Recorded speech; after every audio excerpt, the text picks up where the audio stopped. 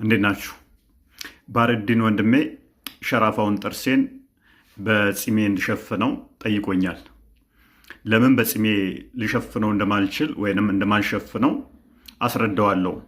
አስቀድሜ ግን በፓርት ዋን ላይ እንደተመለከትነው እኔ ብቻ ሳልሆን ሸራፋ የዓለማችን የዝነት መገለጫ ምሳሌ አርያ ብለው የሚሉት ነብያቸው ሸራፋ እንደሆነ አሳይቻችኋለሁ እና እዛ ነጥብ ላይ ያነሳዋቸውም ደስ የሚሉ ፖይንቶች አሉ። ይሄ ፓርት ቱ ሊሆን ነው። እዛ ላይ ያላነሳዋቸውን ነብያቸው ጥርሱ ለምን እንደተሰበረ የኔ ጥርስ ለምን እንደተሰበረ አልገለጽኩም።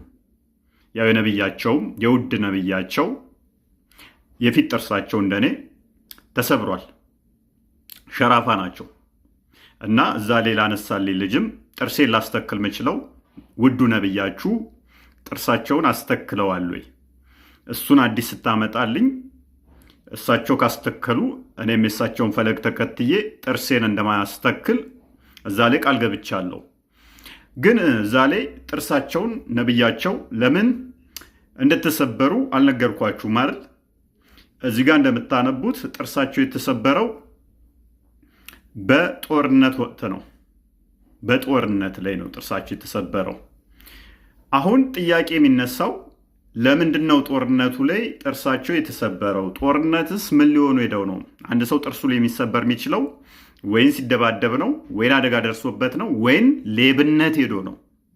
ልዘርፍ ስትሄድ ነው ወይን እንትን የምትለው፣ ወይንም ደግሞ አደጋ ተሆነ ሊሆን ይችላል። የእሳቸው ግን ጦርነት ሄደው ነው። ስለ ጦርነት ስናወራ ደግሞ ወደ ቁርአን እንሄዳለን። ቁርአን ላይ ደግሞ ምዕራፍ 8 የጦር ዘረፋዎች ምዕራፍ ይባላል። ምን? የጦር ዘረፋዎች ምዕራፍ። አስቡት፣ የጦር ዘረፋዎች ምዕራፍ 8 ሱረቱ አልአንፋል የጦር ዘረፋዎች ምዕራፍ በመዲና የወረደች አንቀጾቿ 75 ናቸው። አንደኛው ምን ይላል? ቁጥር 1 ከጦር ዘረፋ ገንዘቦች ይጠይቁሃል። የዘረፋ ገንዘቦች የአላህና የመልእክተኛው ናቸው። ስለዚህ አላህን ፍሩ፣ በመካከላችሁ ያለችውንም ሁኔታ አሳምሩ፣ አማኞችም እንደሆናችሁ አላህንና መልእክተኛውን ታዘዙ በላቸው ይላል። ይሄ የሚነግረን ምንድን ነው? በጦር ሜዳ ላይ ተፍሲራቶችን ሄዳችሁ ስታነቡ ከክርስቲያኖችና ከሌሎች ሙስሊም ካልሆኑ ላይ ይዘርፋሉ ሄደው። ከዛስ ከዘረፉ በኋላ ደግሞ የነብዩ ተከታዮች ይሄ የዘረፍኩት ለኔ የሚገባው ይሄ ለኔ ነው ብለው ደግሞ ይላሉ። ከዛ ነብዩ አሪፍ ነው የጦር ዘረፋዎች ንብረት አለ የኔና የአላህ ናቸው አለ። ጥርሱ የተሰበረው የጦር ዘረፋዎች ላይ እንደሆነ ግልጽ ነው።